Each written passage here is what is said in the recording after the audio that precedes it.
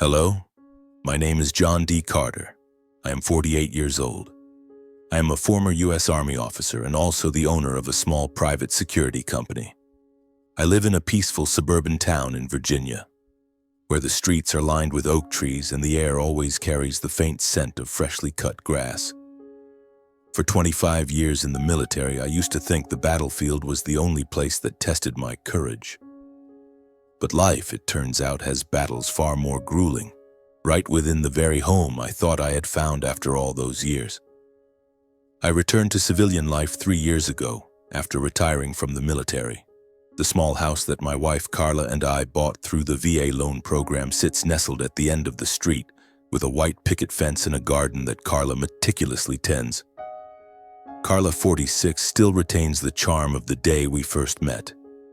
Her radiant smile, sharp eyes, and the grace in every word she speaks. I've always considered myself lucky to have her by my side, especially after those long months on the battlefield, where the dream of a home was the only thing keeping me sane.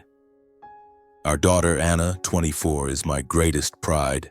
She's intelligent, strong, pursuing a graduate degree in psychology, and recently married Nathan Pierce, a 32-year-old lawyer whom I once believed was exemplary, talented, ambitious, and seemingly devoted to her. Watching Anna in her wedding dress, I thought to myself, finally, everything is falling into place. I've fulfilled my duties as a father and a husband. Life seemed to be smiling at me. The security company was securing steady contracts. The savings account was growing, and every evening I'd sit on the porch sipping coffee, watching the sunset, feeling like every sacrifice I'd made was worth it. But then I started noticing small cracks in that perfect picture. Carla, my vibrant and affectionate wife, began to grow distant. She was often busy citing yoga classes or meeting friends, but she never shared details. Once I asked, "Where were you all afternoon?" She just smiled and brushed it off, saying, "Oh, just women's stuff." I nodded, not wanting to make a big deal out of it, but a sense of unease began to settle in, like standing before a battlefield without knowing where the enemy was hiding. I tried to dismiss the thought. Maybe I was being overly sensitive. Maybe 25 years in the military had conditioned me to view everything through a lens of suspicion. I told myself, "John, you have a home, a family. Don't ruin it." But deep down, I knew something was wrong. And I, a soldier who had faced bullets and bombs, never imagined that my greatest battle would not be fought on a battlefield, but within the very home I had built. I'm not the kind of person who overthinks or worries needlessly, but for some reason that feeling of unease clung to me like a night sentry hearing an odd noise in the dark. My years in the military taught me one thing: intuition rarely lies. It's like an old radar buzzing whenever something's off. And this time it was buzzing louder than ever.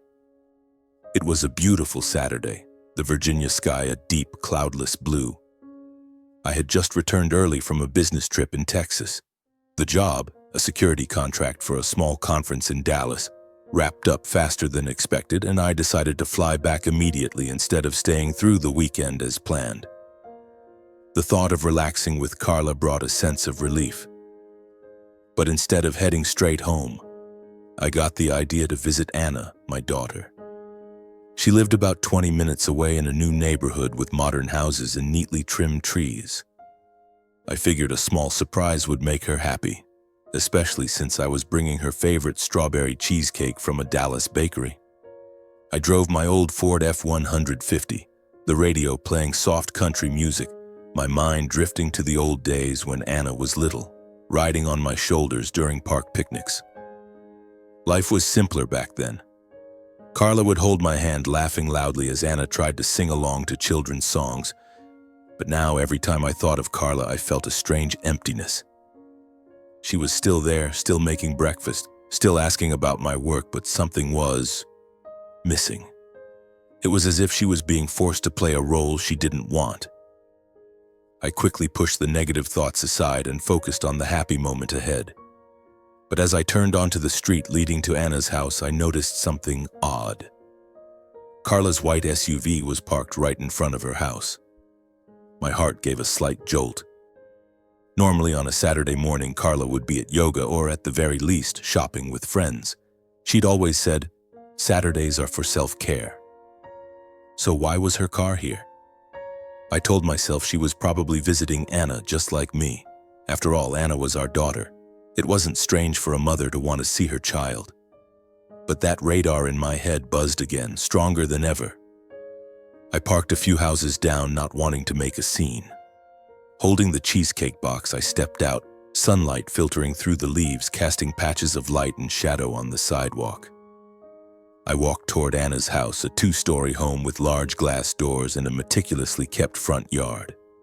As I got closer, I noticed the front door was slightly ajar, and voices drifted out from inside. I stopped, some instinct telling me not to knock right away. Maybe it was the soldier in me. Always assess the situation before entering uncertain territory. I moved quietly to the side of the house where a large window overlooked the living room. The grass crunched under my feet, and I crouched low to avoid being seen. I wasn't proud of sneaking around like this, but something in the air told me I needed to. Through the thin curtains, I saw Carla and Nathan, my son-in-law, standing close together. Too close. Carla was wearing a thin sweater, her hair loose, and Nathan stood right beside her, his hand resting lightly on her shoulder. My heart stopped. I tried to tell myself they were just having a friendly conversation like a mother-in-law and son-in-law might. But then I heard Carla's voice, low and sharp, not the gentle tone I knew so well. "We have to move quickly, Nathan," she said, almost whispering. "If this drags on, John will get suspicious. He's not stupid." Nathan let out a soft laugh, a sound that gave me chills. "Don't worry, Carla. Everything's on track. As long as Anna believes her dad's got issues, we'll have the perfect excuse." My blood ran hot, pounding in my head. What the hell was going on? My wife and my son-in-law were talking about me, in a way that was secretive and calculating. I forced myself to stay still, breathing slowly to keep calm. 25 years in the military had taught me that losing control is the fastest path to failure. I pulled out my phone, switched on the voice recorder, and held it near the window. I needed to know exactly what they were plotting. "PTSD is the perfect excuse," Nathan continued, his voice smooth like a lawyer arguing in court. "We'll say John's showing signs of losing control, violent behavior. Anna's a psychology expert. She'll be easy to convince if we play it carefully. Once she's on our side, it won't be hard to get a restraining order from the court." Carla nodded, her eyes cold and unwavering. "And the assets? The house, the VA account, the security company? How much will we get?" Nathan smirked, the smile of someone who knew they held the upper hand. "Almost everything. The VA account and veteran benefits will be transferred to your name on the grounds that John's no longer fit to manage them. The security company. I've already got a buyer lined up with a good offer. You just need to sign a few papers and it's done." I felt the ground beneath me crumble. Carla, the woman I'd loved for 20 years, who held my hand through the darkest days, was conspiring with my son-in-law to take everything I'd built. And Anna, my daughter, they planned to use her against me. I wanted to barge in, punch Nathan in the face, scream at Carla, and demand to know why. But I didn't. I was a soldier, and a soldier doesn't act on emotion. I kept recording each word they spoke like a knife twisting in my chest. They discussed the details, how to fabricate my violent behavior, how to convince Anna I had post-traumatic stress disorder, how to make the court believe I was a danger. Carla even suggested adding fake details like how I smashed furniture or yelled at her in the middle of the night. I listened, unable to believe my ears. Who was this woman? This wasn't the Carla I knew. When they started talking about splitting the money after the divorce, I couldn't take it anymore. I stepped back, my footsteps heavy on the grass, the cheesecake box still clutched tightly in my hand. I returned to my truck, opened the door, and slid into the driver's seat. I didn't start the engine right away. I just sat there, staring at the steering wheel, trying to piece everything together in my mind. I didn't know what to do next, but one thing was certain. I wouldn't let them win. Not for the money, not for the house or the company, but for Anna. My daughter didn't deserve to be dragged into this filthy scheme.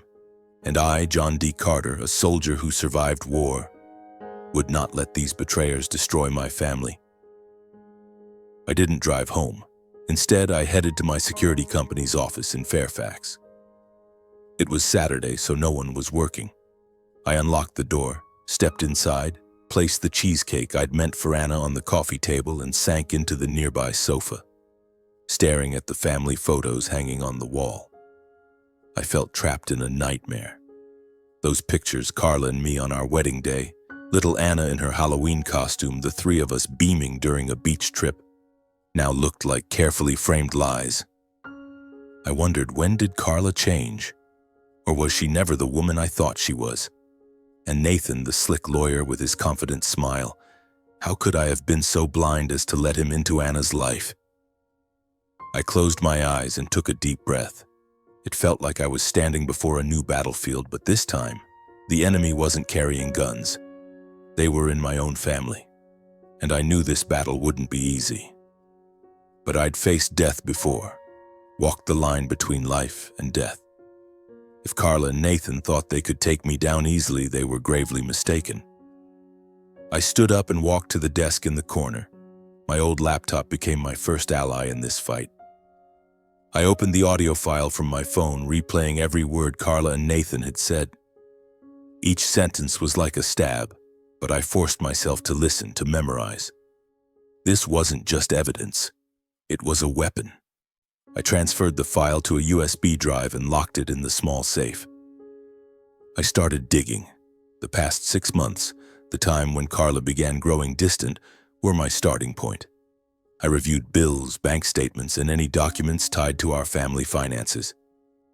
Sitting in the small office, surrounded by papers and the faint smell of coffee, I found the first traces of betrayal. There were regular withdrawals from our joint account, transferred to an unfamiliar account I'd never seen before. The amounts weren't large, a few $100s each time, but consistent like clockwork. I traced them and discovered the receiving account was in Nathan Pierce's name. My heart pounded, not out of anger, but from the cold confirmation. They were indeed plotting. I called the bank requesting detailed statements. The employee, a young woman with a gentle voice, asked if I needed further assistance. I wanted to scream that my wife and son-in-law were trying to steal everything I had, but I just thanked her and hung up. I couldn't let emotions take over. I needed to keep a clear head, like when I was a major leading my unit through minefields. When I was done, I drove home. Carla wasn't back yet. I went to the kitchen and brewed a cup of coffee to stay sharp. About an hour later, the front door opened. It was Carla. She walked in, hair tied up, wearing workout clothes as if she'd just come from yoga. Her smile was still perfect, but now I knew the truth behind that fake grin. "You're back early," she said, her voice light but with a hint of tension in her eyes. "Work go okay?" "Fine," I replied evenly, deliberately avoiding her gaze. "Just wanted to come home early, spend some time with you." She smiled, but it didn't reach her eyes. "That's great. I'm going to shower. It's been a long day." She hurried upstairs and I heard the bathroom door close. From that day on, the atmosphere in the house grew heavy, like the sky before a storm. Carla still played the part of the dutiful wife, cooking dinner, asking about the company. But whenever I brought up small details like a restaurant receipt or where she'd been all day, she deflected. "Oh, you're always fussing over little things," she'd say, laughing loudly. But I noticed her hand tremble slightly as she poured water. I didn't respond, just nodded, but in my mind a plan was taking shape. I started losing sleep. Lying next to Carla, listening to her steady breathing, I felt like I was sleeping beside a cunning fox. I thought about Anna, about how Nathan planned to use her psychology expertise against me. That thought hurt more than Carla's betrayal. Anna was everything to me, and I wouldn't let them drag her into this mess. I needed to act, but carefully. I needed evidence, allies, a strategy. But above all, I wanted to protect Anna and spare her the shock of this harsh truth. The next morning, I woke up at dawn as the first rays of light slipped through the curtains. Carla was still asleep, and I quietly left the house, driving to a small cafe on the outskirts of town. The place was quiet, with only a few early customers and the warm aroma of freshly baked bread. I sat in a secluded corner, ordered a black coffee, and texted Mike Herrera, an old friend from my military days, now a private investigator. Mike was a former intelligence officer, the kind of guy who could find a needle in a haystack. If anyone could help me expose Carla and Nathan, it was him. Mike arrived 20 minutes later, his calm demeanor unchanged since our time in Iraq. Tall, with salt and pepper hair and piercing eyes that seemed to see through any lie, he sat down across from me. "John, you look like you've been run over by a truck," he said. I told Mike everything, from the day I overheard Carla and Nathan to the recording to the suspicious bank transfers. He listened without interrupting, nodding and jotting notes in a small notebook. When I played the recording for him, his face darkened. "You did the right thing not acting rashly," he said. "This isn't something you can solve with fists. We need to play their game, but smarter." Mike agreed to investigate Carla and Nathan. He asked for all the information I had: account numbers, receipts, Carla's schedule over the past few months. "Leave the rest to me," he said. "But John, you have to stay calm. If they realize you're onto them, they'll change their plan and you'll lose the upper hand." I nodded, but deep down I knew staying calm would be the hardest part. Every time I looked at Carla, I saw her standing next to Nathan, plotting to take everything from me. But Mike was right. I needed time, and I needed more evidence. Next, I contacted a military law attorney who specialized in veterans' rights. His name was Tom Bradley, a middle-aged man with a deep voice and a firm handshake. I met him at his office in Richmond, bringing all the documents related to the VA account, pension benefits, and the security company. I laid out Carla and Nathan's scheme without holding back. Tom listened, took notes, and finally said, "John, you're lucky you caught this early. If they succeed in framing you for PTSD, you could lose control of your assets and even be restricted from seeing your daughter." Tom guided me on how to protect my assets, from freezing joint accounts to changing access to the company. He also referred me to a military accountant, Natalie Klein, who helped me review the company's finances. Natalie uncovered something chilling. Nathan had tried to access some of the company's accounts through a fake law firm.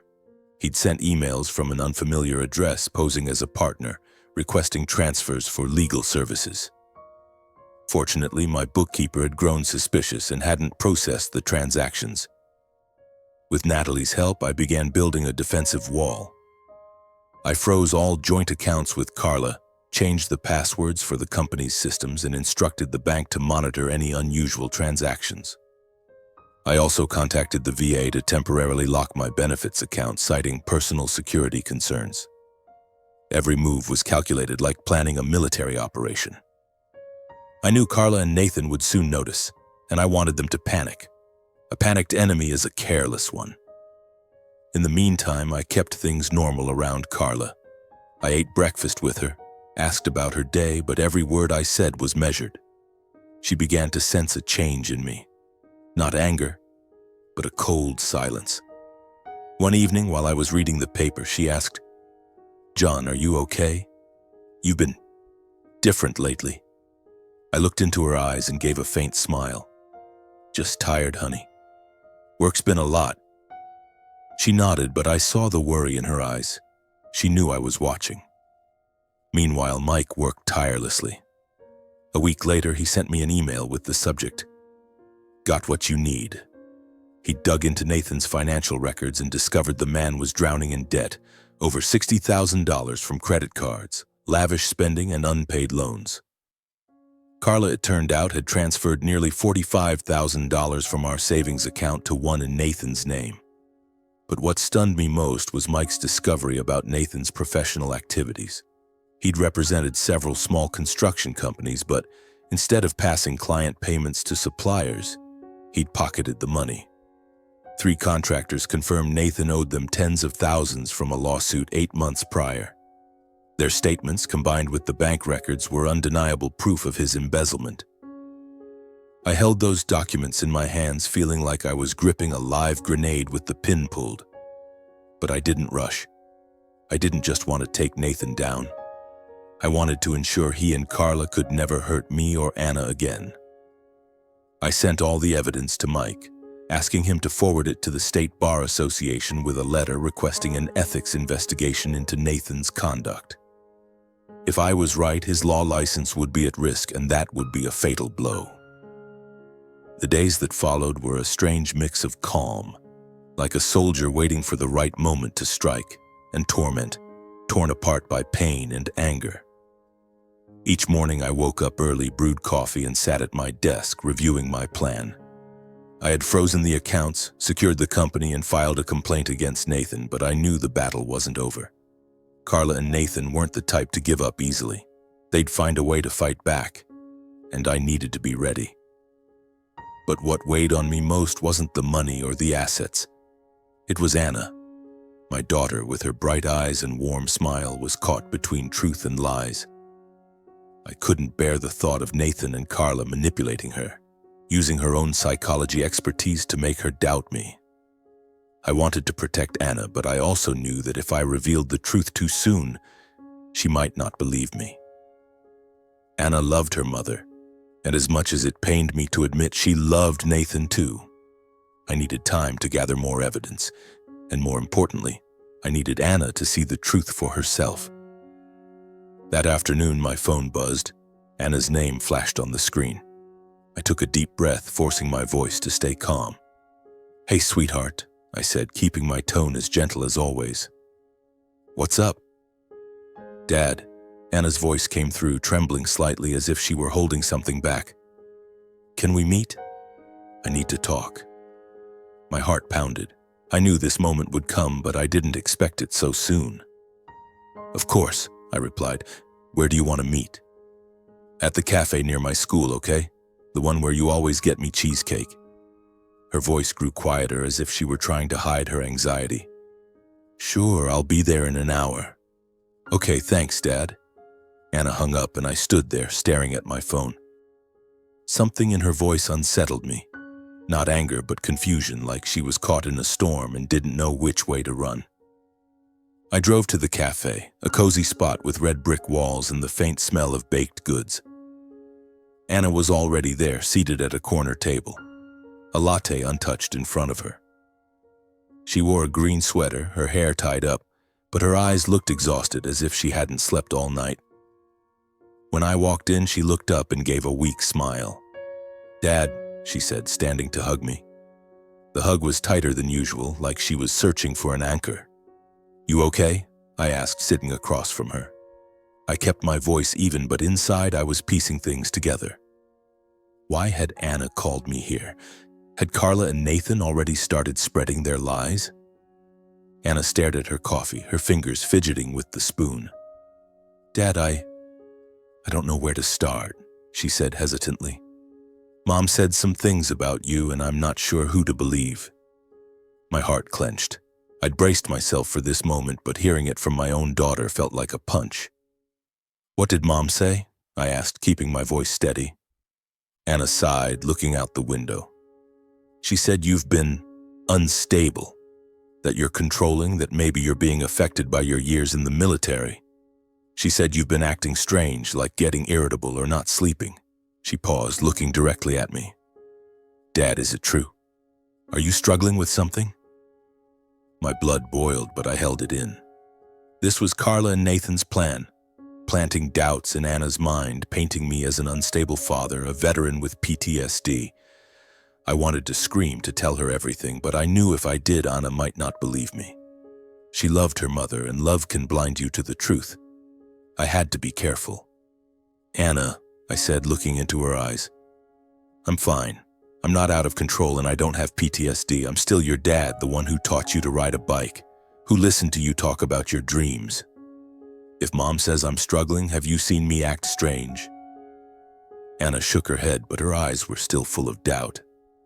"I don't know, Dad." Mom sounded so convincing. And Nathan, he said something about you maybe being stressed, that I should keep an eye on you.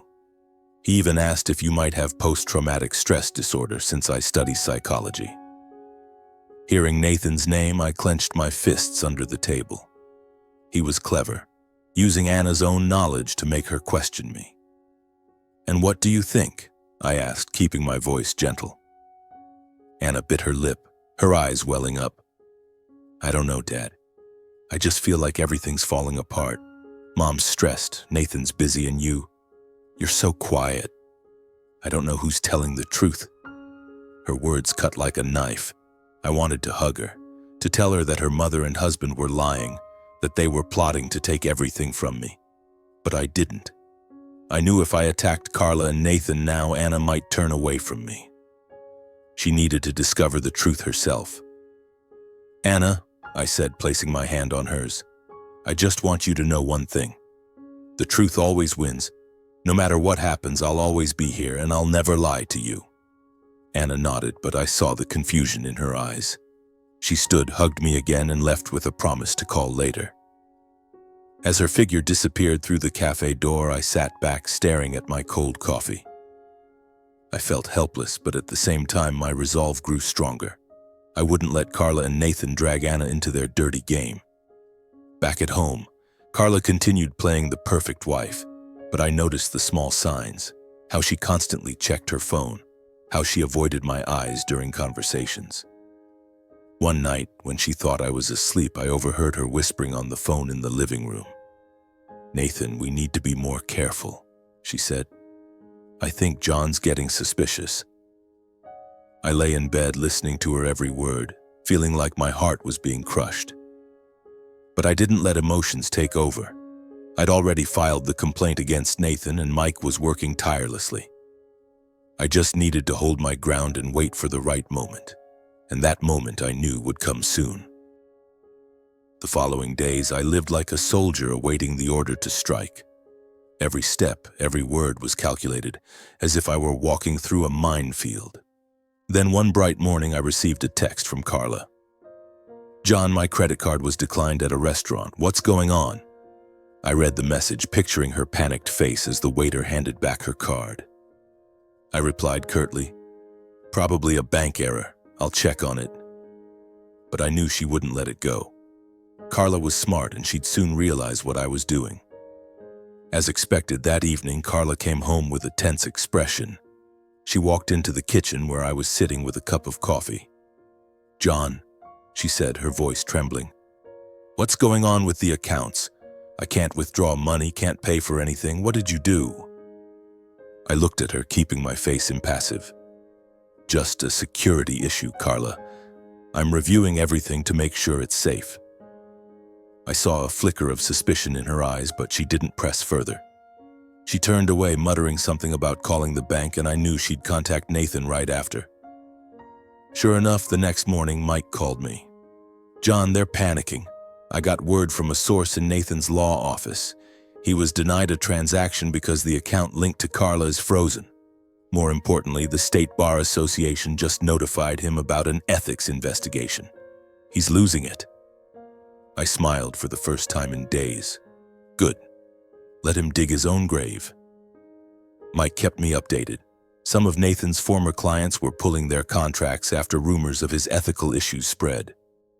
One contractor publicly complained on a construction industry forum, and from there, Nathan's reputation began crumbling like a house with its foundation yanked out.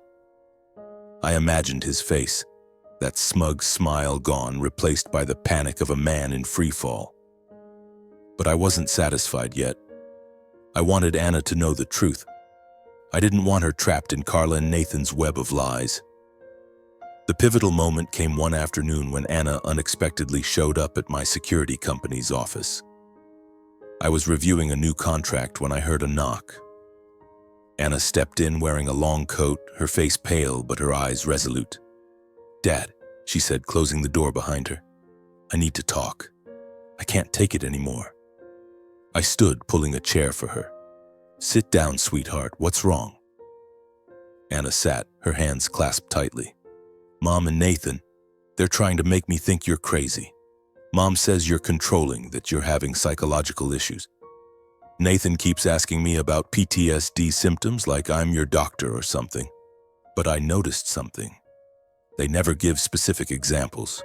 It's all vague, like they're trying to build a story. I listened, my heart pounding. Anna was starting to see the truth, but I knew it still hurt her. "And what do you think?" I asked gently. Anna looked at me, her eyes brimming with tears. "I don't know who to trust, Dad, but I know one thing. You've never lied to me. I want to hear it from you. Everything." I took a deep breath, knowing this was the decisive moment. I didn't want Anna to hurt more, but she needed the truth.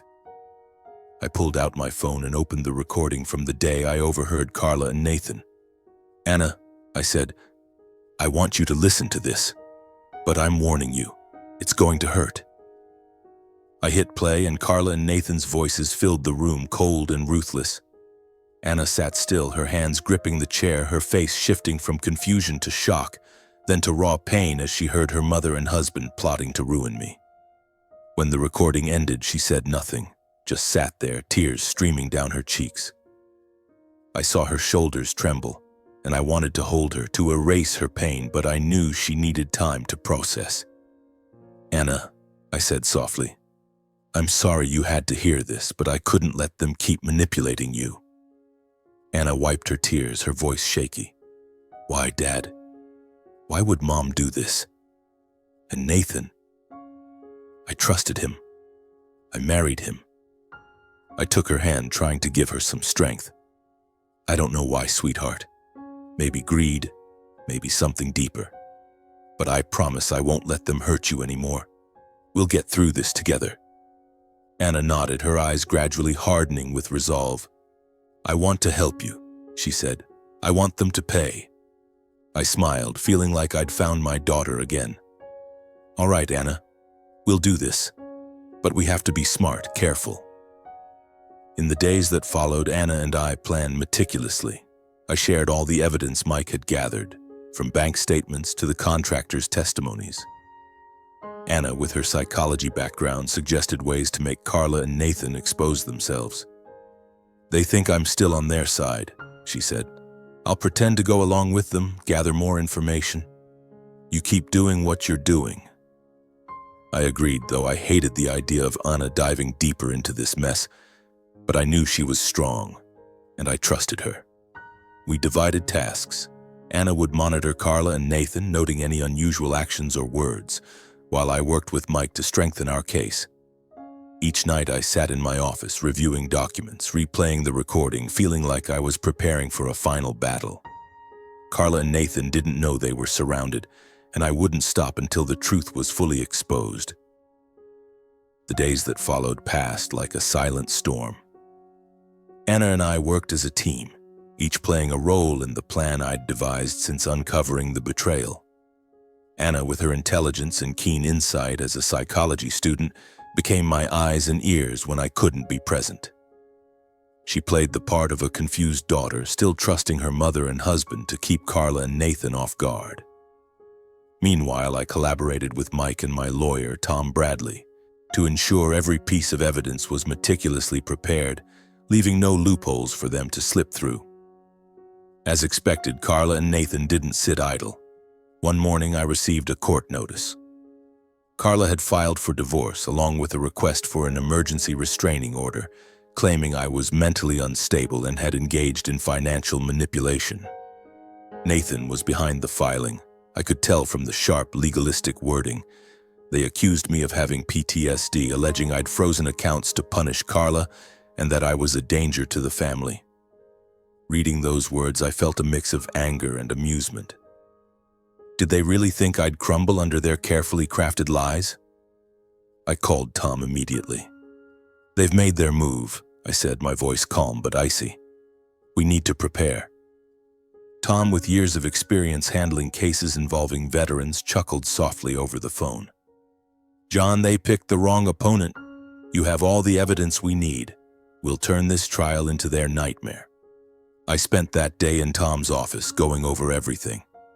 The recording from Anna's house, bank statements showing suspicious transfers, testimonies from 3 contractors about Nathan's embezzlement, and a statement from an old friend of Carla's confirming her illicit relationship with Nathan. Tom nodded in approval as he reviewed the file. "This isn't just a divorce case, John," he said. "This is a case of financial fraud and abuse of trust. The court won't let this slide easily." Meanwhile, Anna continued her role. She called me one evening, her voice low but resolute. "Dad, Mom met with me. She tried to convince me to testify, saying you yelled in her face and threatened her." I pretended to agree, but I recorded the whole conversation. I smiled, a mix of pride and pain washing over me. Anna, the little girl who once rode on my shoulders during picnics, was now fighting alongside me like a true soldier. "Be careful," I said. "Don't let Mom or Nathan suspect anything." "I know, Dad," Anna replied, "but I can't stand the thought of them trying to hurt you. I want them to pay."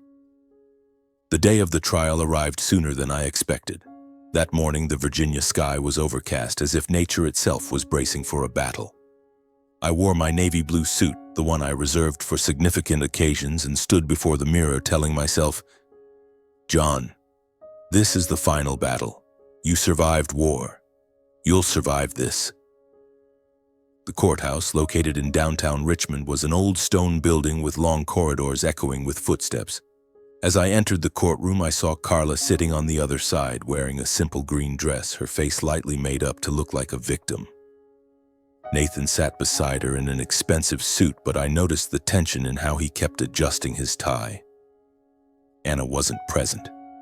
She'd agreed to be a neutral witness and was waiting in a nearby room, preparing for her moment. The judge, a middle-aged man with silver hair and sharp eyes, opened the session.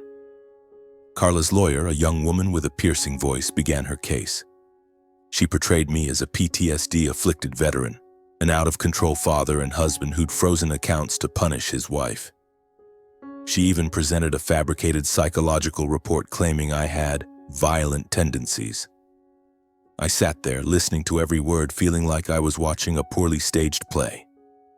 Carla bowed her head, wiping away tears, but I knew it was all an act. When it was Tom's turn, he stood, his voice deep and commanding. "Your Honor," he began, "these allegations are not only false but part of a meticulously orchestrated scheme to defraud my client, Major John D. Carter, a veteran who served this country for 25 years. Tom presented the evidence with precision, like a commander on the battlefield. He played the recording of Carla and Nathan's conversation, silencing the courtroom. Their voices, cold and ruthless, discussed framing me for PTSD and seizing my assets. I glanced at Carla. Her face paled, her hands gripping the chair. Nathan kept his head down, avoiding everyone's gaze. Tom continued, presenting bank statements showing transfers from our joint account to Nathan's. He submitted the contractors' testimonies confirming Nathan's embezzlement. And finally, he called Anna as a witness. Anna entered the courtroom, her demeanor calm but her eyes resolute. She stood before the judge, looking directly at him. "I'm Anna Carter, daughter of John Carter and a graduate student in psychology. I can confirm that my father shows no signs of PTSD or erratic behavior. These accusations are false, and I have evidence to prove it." Anna played the recording of her conversation with Carla, in which her mother tried to convince her to testify against me. Carla's manipulative voice filled the room, causing a stir among those present. I looked at Carla, and for the first time I saw genuine panic in her eyes. Nathan seemed to shrink in his seat. The judge called for a recess to review the evidence. In the waiting room, Anna took my hand and whispered, "Dad, I'm sorry for doubting you." "You don't need to apologize," I said, squeezing her hand. "You did the right thing, and I'm proud of you." When the trial resumed, the judge delivered his ruling. He completely dismissed Carla's accusations, denied the restraining order, and referred the case to the prosecutor's office for investigation into Carla and Nathan's financial fraud and perjury. I sat there, feeling like I'd just emerged from a long battle, victory in hand. But as I looked at Carla, I felt no joy, only a deep sadness. The woman I'd once loved, who'd shared my joys and pains, was now just a shadow of the past. Nathan left the courtroom looking dazed, knowing his career was over. As I stepped out of the courthouse, sunlight broke through the gray clouds as if the sky itself were celebrating my victory. Anna walked beside me, holding my hand. "We did it, Dad," she said. "It's just the beginning, sweetheart," I replied, smiling. "But we're on the right path." Leaving the courthouse felt like stepping off a battlefield. The smoke cleared, but the wounds still raw. I held Anna's hand, feeling the warmth of her grip. And for the first time in months, I saw a genuine spark of hope. But I knew the courtroom victory was just the first step. Carla and Nathan had lost the legal battle, but the consequences of their actions would linger, not just for them, but for Anna and me. In the weeks following the trial, things became clearer. The State Bar Association acted swiftly after receiving the court's file. Nathan was summoned to address his embezzlement of client trust funds. The contractors, with Mike's help, provided additional evidence: emails, contracts, and even text messages Nathan sent to delay payments. Within a month, the bar issued its ruling. Nathan's law license was permanently revoked. I heard the news from Mike during an early morning call as I sat on the porch watching the sunrise peek through the oak trees. "He's done, John," Mike said, his voice brimming with excitement. "Not only did he lose his license, but he's under criminal investigation. The DA's office is involved. He might be looking at jail time for financial fraud." I nodded, though Mike couldn't see. "Thanks, Mike. I owe you big time." "No debt here," he replied, "just helping a brother out." I hung up, gazing at the garden Carla once tended. The flower beds were now wilted, much like our marriage. I didn't feel joy thinking about Nathan's downfall, just an emptiness. He was someone I'd trusted, someone I thought would bring Anna happiness. But he chose the wrong path, and now he was paying the price.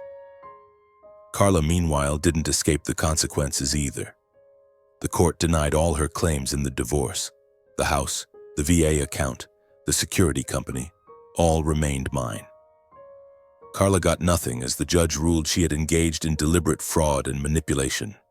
I heard from a mutual friend that Carla had moved out of town, living in a small apartment on the outskirts and working part-time at a supermarket. Once the center of every party, surrounded by friends, she was now shunned by the community.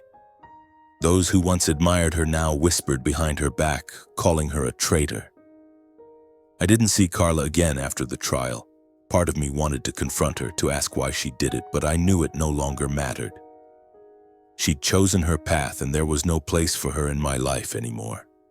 Anna, on the other hand, was the one light in those dark days. She decided to divorce Nathan immediately after the trial. I worried she'd break down, but Anna was stronger than I'd imagined. She hired her own lawyer, ensuring Nathan couldn't contest any assets, and swiftly finalized the divorce. One afternoon, she visited me at home, bringing a box of strawberry cheesecake, the same kind I used to buy her. "Dad," she said, sitting in the armchair in the living room, "I'm sorry for everything. I doubted you, let Mom and Nathan manipulate me." I shook my head, placing a hand on her shoulder. "You're not to blame, Anna. You were a victim in this, just like me. What matters is that you chose the truth." Anna smiled, but I saw the sadness in her eyes. I lost Mom and the man I thought was the love of my life. But I still have you. Her words tightened my chest. I hugged her, feeling like I was holding my entire world. "You'll always have me," I said. "I'll always be here no matter what." Anna decided to relocate to a city a few hours from Virginia. She opened her own psychology practice, specializing in therapy for those manipulated emotionally. A career she said was inspired by our story. I was proud of her, but deep down I felt a pang of pain knowing she had to grow up so fast because of what Carla and Nathan did. I continued running the security company, and business gradually got back on track. Veterans in the community, after hearing my story, started reaching out, not just for work but for moral support. One evening, an old comrade stopped by, bringing a bottle of beer and stories from our battlefield days. "John," he said, "you're a true soldier. You didn't just survive war, you survived betrayal." I laughed, raising my beer, just doing what needed to be done. But after he left, I sat alone on the porch watching the moonlight glint off the white picket fence. I thought about Carla, about Nathan, about the years I believed family was the safest place. I was wrong, but I'd also learned that the truth, however painful, is always the strongest force. I wrote a handwritten letter to Anna, thanking her for standing by me, for choosing truth over her mother's lies. I didn't send it right away, keeping it on my desk as a reminder that I still had a reason to keep fighting. The months following the trial passed in a new rhythm, calm but not empty. The house, once filled with the happy memories of me, Carla, and Anna, now echoed with quiet. I no longer heard Carla's soft singing in the kitchen or the evenings when our family gathered around the dinner table. But instead of letting that solitude consume me, I chose to rebuild my life, step by step, the way I had once built my military career. Each morning I woke before dawn, brewed a cup of black coffee, and sat on the porch watching the first rays of sunlight filter through the oak trees. The garden Carla once tended was now mine to nurture. I replanted the flower beds, not to erase the past, but to remind myself that life moves forward despite old wounds. The yellow daisies began to bloom, and I smiled, thinking Anna would love them. My security company started thriving like never before. After the trial, the veteran community in Virginia spread my story like a badge of honor. They called me the soldier who didn't fall, and new contracts poured in. Not just from local businesses, but from veteran organizations eager to support someone who'd fought for the truth. I hired more staff, expanded the office, and even launched a security training program for young veterans, helping them find purpose after leaving the service. Every time I saw those young men and women walk into the office with determined eyes, I saw myself from 25 years ago. Anna, meanwhile, found her footing in her new city. She called me every week, sharing stories about her psychology practice and the patients she helped. "Dad," she said during one call, her voice brimming with excitement, "today I helped a young woman break free from a toxic relationship. I think I'm doing something meaningful." I smiled, pride swelling in my chest. "You're doing something amazing, Anna. I always knew you were stronger than you realized." She laughed softly over the phone. "I learned that from you." Those calls were my greatest source of strength. Anna wasn't just my daughter. She was my comrade in arms, the one who stood by me when the world seemed to turn against us. The letter I'd written to her still sat on my desk, but one quiet evening I decided to send it. I added a few lines telling her I was proud not only because she chose the truth, but because she turned her pain into strength to help others. As I sealed the envelope, I felt a weight lift, like I'd shed a burden. One morning, while checking my emails, I received a message from Mike. He sent a local news article with the headline, "Local Lawyer Under Investigation for Financial Fraud." It mentioned Nathan, stating he was facing criminal charges and possible jail time. I skimmed it, feeling neither joy nor satisfaction. Nathan had destroyed himself, and I didn't need to do anything more. As for Carla, I heard she was still living quietly, working at the supermarket and avoiding old acquaintances. Part of me wanted to feel pity, but then I remembered her words in the recording, and that pity vanished. I stood up and walked outside, where the American flag flew high, flapping in the breeze. I looked at it, remembering my days in the military, the sleepless nights on the battlefield, the moments I thought I wouldn't survive to come home. But I did. And now I'd survived another battle, not with bullets and bombs, but with betrayal and lies. I was no longer angry. Instead, I felt at peace, proud and whole. I went back inside, pulled out Anna's letter, and read it again. "Dad," she'd written in a recent message, "thank you for teaching me that the truth is always worth fighting for." I smiled, folded the letter, and tucked it into a drawer. My life was simpler now, but also fuller. I needed nothing more than knowing Anna was thriving, and that I, a soldier, had not failed.